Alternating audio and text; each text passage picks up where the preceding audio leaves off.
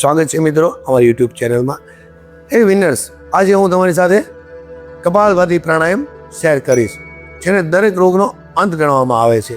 ઘણા રોગોને આ પ્રાણાયામ જાણે ખાઈ જાય છે, અને આ પ્રાણાયામ કરવા એટલો સહેલો છે કે ક્યારેક તો શંકા થાય છે કે ખરેખર આટલો ફાયદો થાય છે. પરંતુ હજારો, લાખો અને કરોડો લોકોના અનુભવ કહે છે કે તેમને કેટલી સમસ્યાઓ દૂર કરી છે કપાલભાતી પ્રાણાયામથી. અને જો તમે સ્વસ્થ છો, તમે સહેલાઈથી બીમાર ક્યારેય નહીં પડો. કપાલભાતી પ્રાણાયામ કરવા માટે બહુ જ મહેનત પણ નથી કરવી પડતી. 10 મિનિટથી વધુ સમય પણ નથી લાગતો, કોઈ સાઈડ ઇફેક્ટ નથી, અને માત્ર 1 અઠવાડિયામાં તેના તમને ફાયદાઓ, તેના સારા લક્ષણો, શરીરના રોગો દૂર થતાં તમને જરૂર દેખાશે. તો આ પ્રાણાયામ આપણા સંપૂર્ણ શરીરને ડિટોક્સ કરે છે, આયુષ્ય વધારવામાં ખૂબ જ મદદરૂપ છે.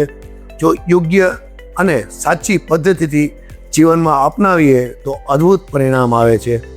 ધ્યાનમાં રાખવાનું મિત્રો એ છે કે કપડાં ઢીલા હોવા જોઈએ, કમર એકદમ સીધી અને શરીર સંપૂર્ણ રિલેક્સ હોવું જોઈએ. સુખાસનમાં બેસી શકાય, સાદું આસન, અર્ધ પદ્માસનમાં આ રીતના બેસી શકો, અને આ પૂર્ણ પદ્માસન. 3 રીત છે: સુખાસન, અર્ધ પદ્માસન અને પૂર્ણ પદ્માસન. કપાલભાતી પ્રાણાયામ. કપાલ એટલે આપણું મસ્તક, આપણું માથું, અને ભાતી એટલે આપણી ખોપડી. આપણું મગજ આખા શરીરનું નિયંત્રણ કરે છે. કપાલભાતી પ્રાણાયામથી ચહેરા પર ચમક આવે છે, શરીરની શુદ્ધિ થાય છે, એલર્જી ઓછી થાય છે, લીવર, આંતરડા, પેનક્રિયાસ, કિડની, પ્રોસ્ટેટ, યુટ્રેસ પર ખૂબ જ સારી અસર થાય છે.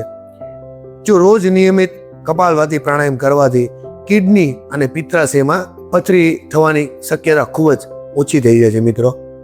વજન ઘટાડવામાં ખૂબ જ મદદરૂપ કરે છે કપાલભાતી પ્રાણાયામ. પેટની ચરબી ઓછી કરે છે કપાલભાતી પ્રાણાયામ.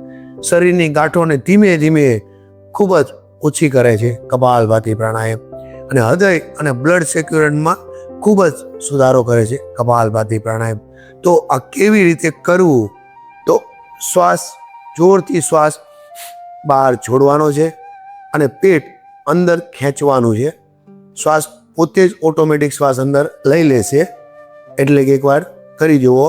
ઝટકા સાથે શ્વાસને છોડ્યો અને પેટને અંદરની સાઈડ ખેંચ્યું. શ્વાસ લેવાનો નથી, ઓટોમેટિક લેવાઈ જશે.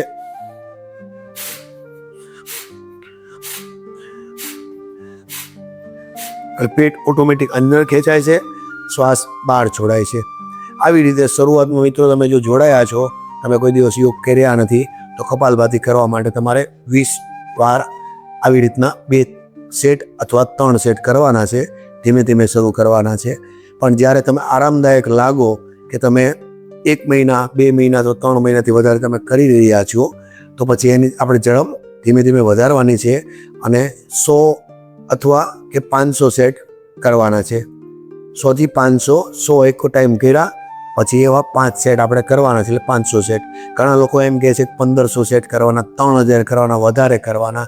તો મિત્રો, હાથ જોડીને નમ્ર વિનંતી છે કે આપણે એ પ્રકારે કરવા નથી. કારણ કે સ્વર વિજ્ઞાનમાં લખેલું છે, કહ્યું છે કે જ્યાં સુધી આપણી આ ઈડા નાડી એટલે કે ચંદ્ર નાડી એક્ટિવ ના હોય ત્યાં સુધી તમે ગમે એટલા યોગ કરશો તો તમારી સાંત્વના વધશે નહીં, તમારી માનસિક તણાવ દૂર નહીં થાય, તમને શાંતિ પ્રદાન નહીં થાય. કારણ કે જો તમારી સૂર્ય નાડી એટલે કે જમણી નાસિકા, જેને પીગલા નાડી પણ કહે છે, રાઈટ નોસ્ટેલ, તો આ સવારમાં તમે યોગ કરવા જાઓ અને તમારી ચાલુ છે, અને તમે કપાલભાતી પ્રાણાયામ 200, 500, 1000 કરવા માંડશો, સૂર્ય નાસિકા ક્રોધ ઉત્પન્ન કરે છે, ગુસ્સો ઉત્પન્ન કરે છે. અને આપણે મિત્રો સવારમાં જઈએ છીએ યોગમાં શા માટે? કે આપણને શાંતિ પ્રદાન થાય, માનસિક તણાવ દૂર થાય, એકદમ શરીર, મન અને શરીર સ્વસ્થ થાય. અને નાડી બદલવા માટે તો સ્માઇલી બોલ, ડાઇનિંગ ટેબલ, સવારે ઉઠતા વેત જ બેડ પર કયો પગ મૂકો, એવું બધું વિસ્તૃતથી તમારે આપણી નાડી ચેન્જ થઈ શકે છે 1.5 થી 2 મિનિટમાં. તો એના માટે મેં વિસ્તૃતથી માહિતી યુટ્યુબ ચેનલમાં, આપણી ચેનલમાં મૂકેલી છે. તો એમાં તમે વિસ્તૃતથી નાડીઓ વિશે જ્ઞાન લઈ શકો. મિત્રો, આ ખાસ યાદ રાખજો, સવારે ઉઠીને જોઈ લો ચંદ્ર નાડી ચાલુ છે તો જ તમે કપાલભાતી, તો પણ તમે 500 થી વધુ નહીં. અને એમાં પણ આ ગરમીનો સમય છે, એટલે મારા હિસાબે કહો તો 300 થી 500, 500 ઉપર 501 પણ ના કરો તો તમારા માટે ખૂબ જ સારું છે. કારણ કે જે લોકોને અસ્થમા હોય, ગંભીર બીપી હાઈ કે લો હોય અથવા હૃદય રોગ હોય તો એમને લોકોને તો આ કપાલભાતી પ્રાણાયામ કરવાનો જ નથી. હું એકદમ નિષેધ કરું છું કે મિત્રો કે આ અવસ્થામાં તમારા લોકોને કપાલભાતી પ્રાણાયામ કરવાનો નથી. એને ખાલી અનુલોમ વિલોમ પ્રાણાયામ કરવાનો છે. ઊંડો શ્વાસ અંદર લો, છોડો અને બહુ લાગે તો એને ધ્યાન કરવાનું છે. જો મિત્રો કપાલભાતી પ્રાણાયામ વિશે સંપૂર્ણ માહિતી તમને યોગ્ય તેમજ તમારા શરીર માટે ઉપયોગી લાગી હોય અને સ્વર વિજ્ઞાન મુજબ એકદમ વ્યવસ્થિત લાગી હોય તો તમારા જીવનમાં જરૂર ઉતારો, એને ફોલો કરો, વિડીયોને વધુમાં વધુ શેર કરો, લાઈક કરો અને સબસ્ક્રાઈબ કરો. રામ રામ, જય સિયારામ, ભારત માતા કી જય.